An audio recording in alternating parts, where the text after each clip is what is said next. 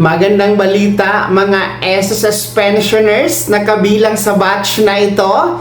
Ngayong Webes na, April 30, 2026, pension releasing schedule magaganap na. Mangyayari na, mas maaga ito kaysa original na petsa. Pension increase, kasama ba? Mamaya-maya pag-uusapan natin. Hello mga ka-vlogs! Welcome dito sa aking YouTube channel. At welcome din po sa ating Facebook page. Kung sa Facebook kayo nanonood, saan man po kayong dako sa mundo, kumusta mga ka-vlogs? Well, eto, magandang balita ito para sa ating mga pensionado. Particular po sa ating mga pensionado na kabilang sa first batch. No, yung mga unang batch o yung may date of contingency o araw ng kapanganakan, araw ng pagkamatay, pagkasakit o pagkabalda mula 1st to 15th day of the month. Dahil po ang inyong May pension releasing schedule o crediting ay mangyayari po ngayong Webes na April 30, 2026. Well, advance ito ng isang araw mga ka-vlogs dahil ang inyo pong original na pension crediting schedule para sa buwan ng Mayo ay natapat po kasi sa holiday. No? Ang inyo pong original pension crediting ay May 1 dapat ngayong Biyernes. Kaso lang, pag nakikita nyo yan sa kalendaryo, wala naman sigurong walang may alam, no? Kung ano yung May 1. Yan po ay regular holiday dahil po araw ng mga manggagawa o Labor Day. No? So, holiday, pula po yan sa kalendaryo. At ayon po kasi sa isang circular ni SSS na kapag matapat sa holiday o weekend ang pension crediting na original ni SSS, ang mangyayari po dyan ay maaatras sa pinaka-last working day ni SSS ang pension releasing. Kaya, instead of May 1, araw ng Biyernes, dahil nga po holiday yan, atras tayo ngayong Webes, April 30, 2026. So, advance ito ng isang araw, mga first batch.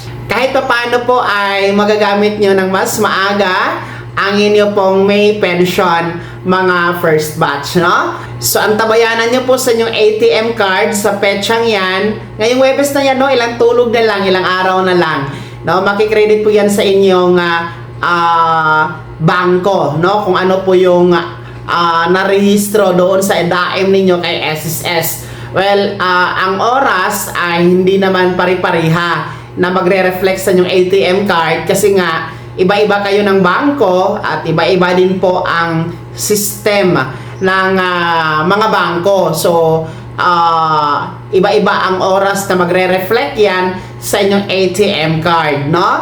Siguro, kung matagal na kayo sa pagiging pensyonado, alam nyo na kung anong oras po magre-reflect sa inyong ATM card yan mga ka-vlogs.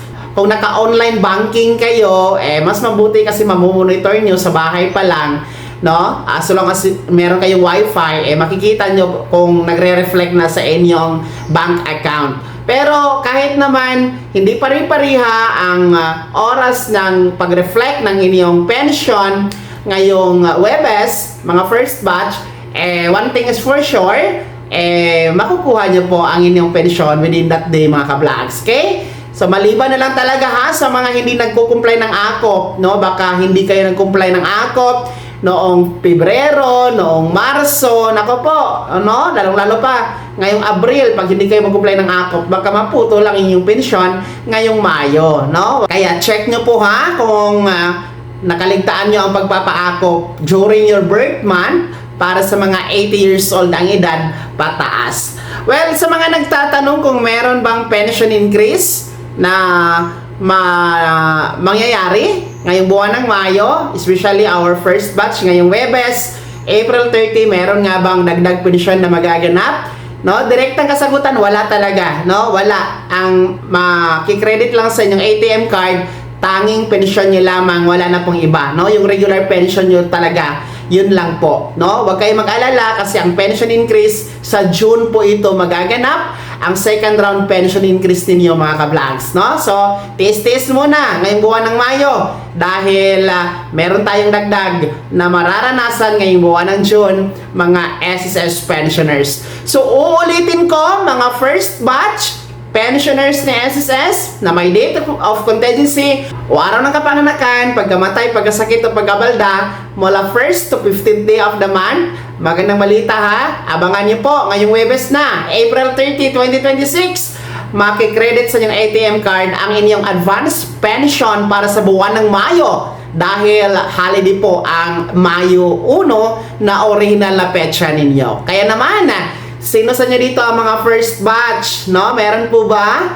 Kayo ba ay nagagalak at natutuwa dito sa advance pension crediting na magaganap ngayong Webes? Ibahagi niyo po sa comment section na nasa baba, pakilakip ng buong pangalan at kung taga saan kayo. Kung bago ka pa lang sa aking channel o di kaya di ka pa nakasubscribe, i-click niyo muna ang subscribe button na nasa baba. Huwag kalimutan na pindutin ang notification bell, ilagay sa all para una ka sa mga balita na i-upload ko. Maraming salamat. God bless. Mag-ingat mga ka-vlogs.